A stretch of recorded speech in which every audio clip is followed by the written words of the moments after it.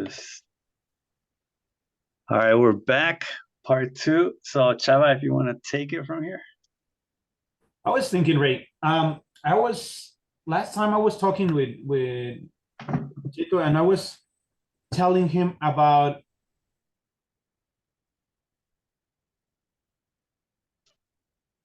Oh, I think the audio.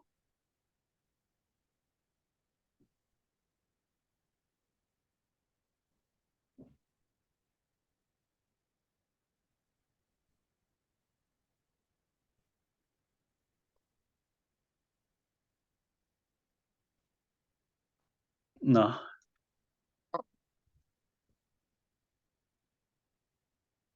Chavita, I think there is one problem with the audio.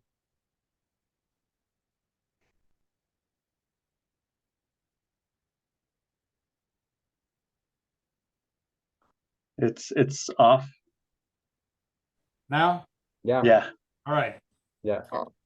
So I was telling Panchito at that time. Most of the time, I've been working with elementary kids, and kind of like that has developed some, let's say, parenting skills. So, for example, I'm kind of aware that by the time you got your kid, you weren't working with teenagers as right now, right? You were doing something else. So the question is for me, Chavita? Yes, sir. No, no, I just work with teenagers. But I mean, working with teenagers, I mean, because I know that it's kind of different, like being a teacher and also being a father. But I tell you, in my experience, in my perspective, like it has had developed some skills. So I would like to know, like, what kind of, yes, of approaches, what kind of techniques, what kind of feelings have working with students may have developed on you that you can put into practice with your kids. Or it can be also backwards, like what kind of learnings you have had as a father that yet can transport as being a teacher. Okay. So I think what I learned since the time I became parent the first time. So there's very different things to be a parent and to be a teacher of children, you know.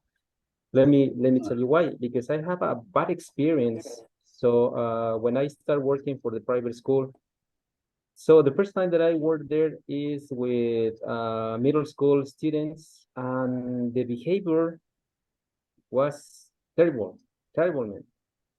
So most of them, they don't have some good habits. I mean, like respectful, and or I don't know, the how can I say that?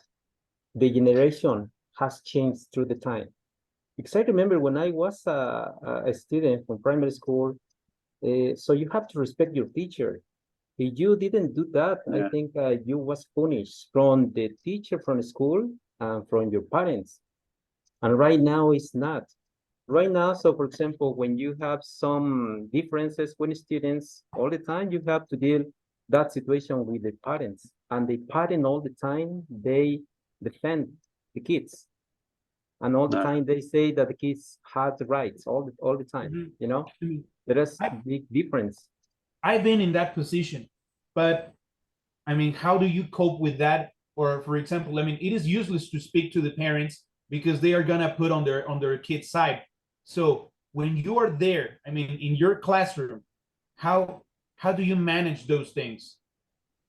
I mean, well, by do you go full teacher in there, or you actually put some parenting skills? Because I mean, that's something that a lot of people have complained right now. Oh, I mean, a lot of teachers, like it is not a teacher job anymore. You're like a nanny or a second parent. And I mean, I have lived that, and because of that, I can tell you that I have developed some skills, some, let's say, like negotiating, nurturing skills. And I mean, I don't have even kids right now, but I think that I am preparing for that. And in your case, that you already have your own kids and that you have quite some time working with like teenagers, I mean, haven't you kind of like developed new, yes, like new skills or ways to manage those situations? Well, it depends because each group is different, you know. Mhm. So, but most of the time, I try to be like the parents, yes, and I try to be to be like a funny person for them, and I try to motivate all the time, you know, and I think it's the only way that you can get the students. Because if you don't that, if you most of the time you are arguing about the bad behavior of them, and you are in that position to be um, uh, like the person in front of them, like the bad person. I mean, I Yeah, think it's so you can negotiate the behavior of them because you can get negative thing from them. Yeah, you know. yeah. If you And continue, it's not only with the kids. So you can do that with teenagers because most of them most of the time they show bad behavior. Yes, and all the time yeah, they disrupting the class, and all the time they are doing different things. And I don't know if it's natural for them to bother you all the time, but it's the same. It's not just for kids, it's for teenagers. right. Because I suppose they're a little bit different. I have never worked with kids, but I would like to work with kids one day. But my experience with teenagers, because I taught, I think they call it primero de prepa, or like I guess it was like 10th grade in high school, and they were the worst because they were still like coming from middle school, and they would eat in the classroom, throw garbage everywhere, fight amongst themselves, like a girl versus a boy, like pushing, because maybe they liked each other or whatever. But teacher, he pushed me. They would spill like, water liquids on the floor. They would have to go get a mop. And I couldn't teach, you know, because I remember once they were like 32 students, and once I kicked out like more than half of the class. The students that stayed back were probably like 10 or less, because or fewer, because I was like, yeah, I can't work with this many children. So yeah, my experience with teenagers is, yeah, they're really disruptive. I mean, as they get older and when they start to go to college, they get a little bit more, I would say, mature. But for example, in my case, I don't think I had or have the skills, because I think they're like, you need to have like discipline skills, and I don't have them. So I think that part for me is a little bit difficult. For example, in my case, what would you or you guys recommend that I do? Like if I were to have these type of students again in my classroom, and the only thing I know how to do is teach English. I don't know anything else. I was thinking, for example, that Ray mentioned, like you need to try to be like the funny guy. Uh, Maybe not exactly like the funny guy, but I mean, like to find a common ground or to try to understand them. Because I was thinking, I have had some disruptive students, and most of the time, the most disruptive are the ones that are most broken. uh, like So, they need attention. yes. Yeah, I agree with you, Chavita. I think most of the children right now they have lack of attention of the parents. Mm-hmm. Yes. Mm. And you, Let me tell you one thing that had happened. So when I was working the first time for middle school, Yes. so there uh, was a kid that is well, the behavior was kind of rude all the time, and he all the time was interrupting the class, throwing things to the classmate, etc., etc. Okay, so and I remember that time I asked for well,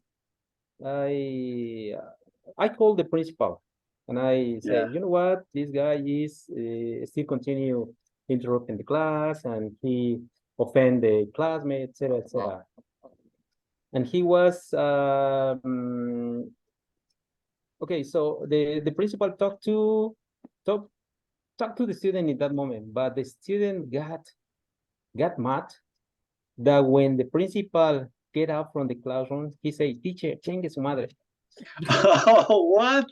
Yes, in that way, in my face, man. Oh, what? Yes, And and he then just stayed there. I make a report to the student. Obviously, the principal, okay, so a call for his father of that students, and we realize many things about the behavior of that student because first Uh-huh. of all, okay, so the parent of that students was divorced. Uh, The second thing is that most of the time, this child didn't spend time with his parent. Okay, most of the time he wants to spend time with a with his mother, and he wants to stay with his mother most of the time. But his mother was living with another guy, so it was kind of this stuff. uh-huh. And I mean, this behavior is because of that, because of that situation of parents, you know? Mm. Yeah, they have instability at home. Yes, that's right. And then, so would it be okay to say that we should interfere? Because in my case, maybe I'm wrong. I've always tried to kind of stay away from that because I feel that, maybe I can create codependency. Like if me as a teacher, I start to give special attention to this one kid, and then, it's nice. Like I can help them out, but then everybody else is going to be like, oh, you like that student teacher, and like he or she is your favorite or something like that. But I mean, maybe you can try to, well, you can try to do that thing with all the group, like to form like a cohesive, group. So you don't have like one favorite, but you can develop that environment or that relationship with all the group. I mean, I have tried it and it hasn't worked as I wanted, but at the end, I can make inside the group, I can get another little group, like maybe 8 or 10 students that they can really put their trust into me, and I can help them in different ways. So yeah, Mm. maybe not just focusing on one student because it would seem like that, like, oh, it's the teacher's pet and whatever, but maybe trying to involve all the group. And for example, those very disruptive students, trying to make them feel useful, that's something that has worked to me. Like when I find a student that is very difficult to work with, I tend to give them, like, yeah, kind of a special attention, but most of the time is trying to make them feel useful or to make them feel important, like, like you matter, you are necessary, you have like a very specific, like, yes, task to fulfill here with us. And from time to time it works. They change their perspective. It is like, yes, they need me. I am special, I can do things that are really necessary. Yeah, Like I maybe. think most of the time the students, they want to be the spotlight in the classroom, you know? Uh-huh. Yeah. So what I usually do with that student is that I try to have a good relation with them, you know, in order to get the what I said, Their trust. the audience with them, you know, Right. because if you don't that, I think all the time they are going to be like the bad person in the classroom, you know. Mm-hmm. And in that way, maybe you get a good audience with them, and you can, like Chavita said, maybe you can put on a chairs on some different activities, tasks from the classroom, and to be like the example of the bad student, like a good student in the classroom. Create from the bad student a good student. Ah, good That student, yes, all right. that others can see and follow. Oh, I Yeah. like that. Yeah, and yeah, I think what you guys say is very true. You have to make them feel useful. You have to make them maybe feel like they have a meaning in their life, because maybe at home things are bad or something, and they want to feel like like they matter and like they have meaning. Um, and well, going back a little bit to the parenting, is would this be like this type of like a reckless stage from high school, for example? Would that be a little bit like what a teenager would be in the case of like not a child, but like your son or your daughter? Would that be similar behavior? Because, well, and I want to ask this question also with a comment. I was interviewing my mom like a month ago or something, and she said that the best stage for her was when we were teenagers. Um, so I don't know if it's a good stage, a bad stage, one of the best, one of the worst, maybe both. It's just a complicated, messy stage. They say it's one of the most complicated, but I don't know what would be your opinion on this or your comment. Okay, Chavita, go first. I Yeah. think I think that maybe it can be interesting because it is a pivotal point, you know, that this little person is creating their own personality. I mean, since the beginning, they have a personality, but it is changing. It is fluid because it's still a kid. It is discovering things. But as a teenager, it is like setting into specific paths. So you can see what kind of person is going to be, maybe. So I consider that maybe this teenager ages can be interesting and important because they define you as a person. I mean, you still can change, but there are some. I mean, as you said, since it's like a messy stage of your life, I mean, you take some ideas, or I don't know. Maybe I'm thinking from my perspective as as a son, like many of my ideas that I still follow right now, I got them when I was a teenager.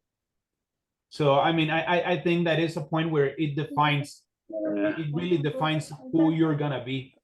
So to your parents, or that is my idea.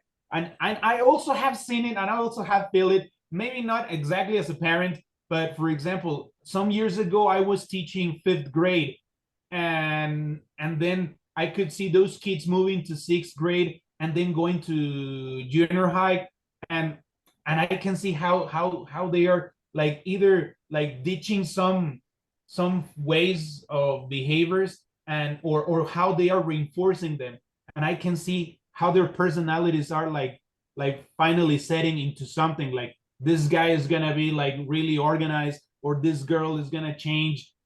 Yeah, you know, like it is a defining point. That's what I think. Yeah, you're right, Chavita. What's come to my mind right now is like you said, it depends. Yeah. So, for example, in your house, you have very strict rules. I think at the same rule you are going to show in every place that you are, right? At school, in your home, with at the street, everywhere, you know? And I think so the student that they show irrespectful, yes, things is because in their houses they didn't have any kind of rules, you know, any habits,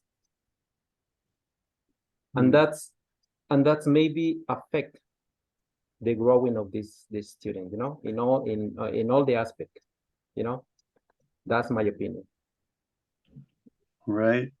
And then when they like finish high school and they get through that turbulent time, I think they get into university, and the university stage, I guess it's a little bit more stable, more calm. because I think my kind of my specialty or something has always kind of been adults.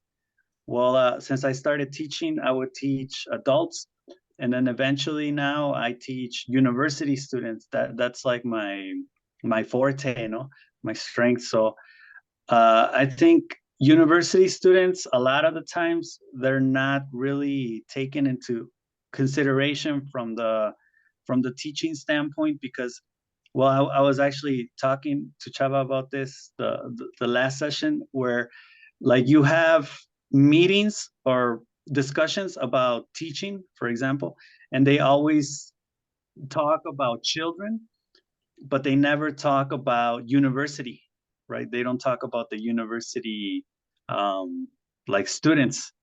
So I would like to know from both of you, what is your opinion about adult students, or if you want also, like college students that are maybe living away from home, living at home while they're studying college. They're a little bit more mature, but they still, you know, experiment. They still want to explore. So Well, yeah. so according to your question, I think that there is a difference with adult students because they became more mature, you know, and Uh, they have more responsibility in their own behavior, in their own learning. Because I can see that behavior in the students that I have right now in the university. Yes, they are very motivated.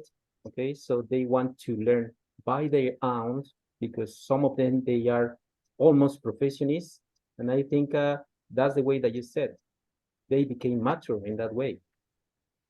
And right. on the other hand, a student from high school they are very different because I think that they are growing, so they are in some state that they are changing. Well, we can see the very differences. Yeah.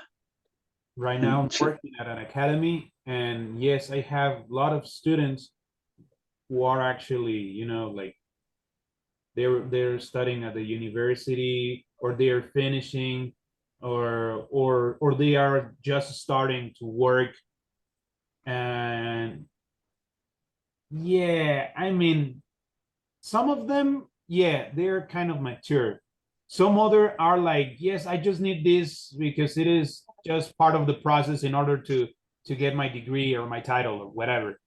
yeah. But for example, that you mentioned, like if they are living away or stuff, I have this other student who is from another state, and I mean, she's like very centered, and she puts a lot of effort into everything she does.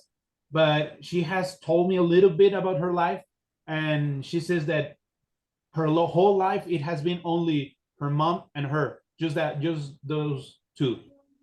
And I mean, lacking a fatherly figure. And as this girl has told me that they've been pointed out because, I mean, well, they've been pointed out more like her mother being has been pointed out because she was a single mother and they come from like a little ranch. So they work as a unit, and it has put like a lot of pressure on this girl. So she's like very mature. And on the other hand, there is this other girl who is living with her parents. And for example, since I don't know what her father does, but her mom, I know that she is like kind of a witch or something. She reads the cards and she makes like cleansings and stuff like that. And since she's like the oldest, a lot of responsibilities have been deposited on her, but she doesn't want this responsibility, and she is acting. I mean, I understand why she acts like that, but to me, it's kind of weird because she's so old. I mean, she's 20 something, but she act like a teenager because she doesn't want this kind of responsibilities. Mm, So, uh, as we've been telling, most of the way they behave, it is influenced by the environment that they develop. Yeah, where they grew up and their families and things like that. Mm-hmm. Yeah, most of the time the parent push them. Yes, force them Yeah. to be more than they can do. Yes, I think that there is another aspect why students they are different. University, you know, because I think they became independent, and most of them they have to move from the cities they were actually live. Yes, for example, most of the students that I have right now at the university they come from different places. They come from uh, Comonfort, they come from Santa Tierra, and they have to move to Celaya because they say that they need to be closer to the campus, yeah, in order to save some money, and they need to get some place to live. I mean, they rent houses and they share responsibilities with other students. And I think this is the way that you can makes you to become mature in different ways, you know? Yeah, exactly. Because you need to start making decisions for yourself, right? Like Yeah, where that's right. exactly where am I gonna live? What time am I gonna eat? The gas, the light if I'm living alone. Mm, yeah. And then you start to have this relationship, I think, with your parents, where now they are kind of distant and you start to find like I don't know if it's like your second family or who you're gonna be, like your girlfriend, your wife, who you're gonna be spending the rest of your days with. And I think because that's currently the stage where I'm at as a son, with, for example, with my father and with my mother, where it's like now I am becoming like uh like an adult, right? And then I think the relationship, it gets a little bit, I don't know if even because you still have to respect your father and your mother, but it's I don't know, it's weird because you don't really you still need them. I mean, when you talk to them, sometimes even financially, but it's like a weird stage because you start to think about the future for them, and Yeah. one day, God, no quiera and everything, but they're gonna die. What am I gonna do? And this type of interaction, where like the child eventually grows up, and then the parent becomes older and then will eventually die. I mean, I think it's like interesting. It's weird, but it's interesting. I don't know what you guys think about this like last stage. Yeah, many times. So Yeah, I would like to explain something a little bit about my difficult childhood, because yeah. in that time, yes, my mother could support me to get to high school. And he told me, you know what, I can't support you anymore. That's it. So what I decided to do in that time is to move from the place where I actually born. And I moved to Guadalajara. I remember that it was in 1990. Mhm. So I want to say this because it's the way that I became mature and independent. So when I came to Guadalajara, I didn't know anyone. I didn't know to do anything. Just I want to discover the bad work for myself. And I start looking for a job and I start looking for the place to live. Fortunately, I met a guy that I was working with him for a long time. I mean, for 5 years, and I start buying my things, my personal things, the first time, because all the time. So the money is one thing that most of the time I didn't have my family. Yeah. And that's made me feel proud of me because I first got satisfaction to buy the things for myself. all the things that all the time I wanted, you know. And it's like that. It's the way that when you fall apart from your parents, I think it's the way that you can become independent. Yeah, and then you Yes. grow up. Yes, yeah, it's difficult, but it's true. Right. And what are your opinions on this, Chava, on the last stage to kind of wrap this up? It might depend again on the environment. I was thinking, for example, Ray, his situation with his parents, it is like way different to mine. And for example, we grew up with the mindset of my father's family, and the idea is like you don't fly away. You, I mean, you can start your own life and you can do things your own way, but somehow you're still connected. I can see it with my parents, with my parents and my grandparents. I mean, they are still like very close to them. Well, at least my father, because from my mother's side they already passed away.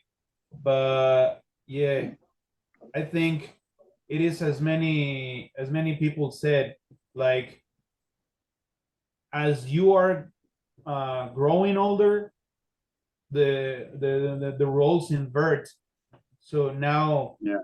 I mean, you need, if you have that kind of relationship with your parents, like with no, I mean, yes, there could be problems and stuff, but if it is not something like difficult to reconcile, maybe it's like your turn to be like to take care of them. Yeah. I mean, from time to time, they won't like to be taken care of, but I mean, they're your parents. So if you had like a normal, let's say not a good one, but a normal relationship with them, it will be uh, the right thing, Natural. the natural thing to do. I remember this other girl that I met, and I cannot exactly remember what she told me, because there were some problems also in her family. But what it was like really important in that time that she told me, and I know I always remember, is like los hijos son bien ingratos. And she was like, you need to avoid that. I mean, they are your parents. They gave everything for you. For example, Ray said, my first kid wasn't planned. But I mean, as a parent, you need, as a parent, if you are responsible and if you're like a nice human being, you need to do everything for them. I mean, well, maybe not do everything for them, but give everything for them as a parent. So yeah, it will be like the most natural response to do the same as a child when they are growing older, and you need to take care of them. Otherwise, you look like an ingrat. And you Yeah, know and it's what? And you know what? Next year I'm going to turn 30 years of my marriage. 30 years next year? 30 years, yes. As I Oh, told you, dang. you know, I get thought you married. were gonna say I'm gonna turn into grandpa. Yeah. No, I became a grandpa last, You're a Really? grandpa? yes, last December. Oh, Damn. dang. Double Yes. congratulations. That's why I looks older than I actually looks. What? Nah, you look good. You look young. Yeah, I looks young. Thanks, exercise every day. Yeah, Yeah. that's awesome. Yeah, exercise. I also exercise a lot in the week. I don't. Well, That's good. Chava, well, we have like 3 minutes left of the 3 minutes session, left. so I want to take this time to thank you. Thank you, Raimundo. Thank you, No, Chava, thank you. for being here and for chatting, having this nice chat. I don't know if you have any last words you want to say before we go. Last comments. Yes, I would like to thank you for taking time of your busy life to be here this time with me and to share a little bit about your thoughts, you know. And it's nice to see you again, guys. I think It's nice to see you again, Ray. it's necessary and obligatory to plan to drink something someday. Oh yeah. Yeah. Through the distance because we are too far from each other. Yes. Yeah, So but in really, some though you live future. in Aguascalientes, maybe sometime I'm going to go to Aguascalientes, Chavita. Okay. It'll be nice to have you here. Yes. Yeah, and then you come visit me and we'll do a karaoke. The karaoke, yes, that's good. I think you are became okay, so I became your fan number one, Pancho. Yeah. Oh, Yes, thank you. because you are a good rap Yes, he's a rapper. rapper. I really enjoy Thank his you. music too. Thanks. I got Yes. more. I'm working on more, so more will be coming out. Are you on Oh. Spotify? No, not yet. I need to maybe stabilize myself more in the music industry, but maybe one day. I mean, what do you need to do in order to be on Spotify?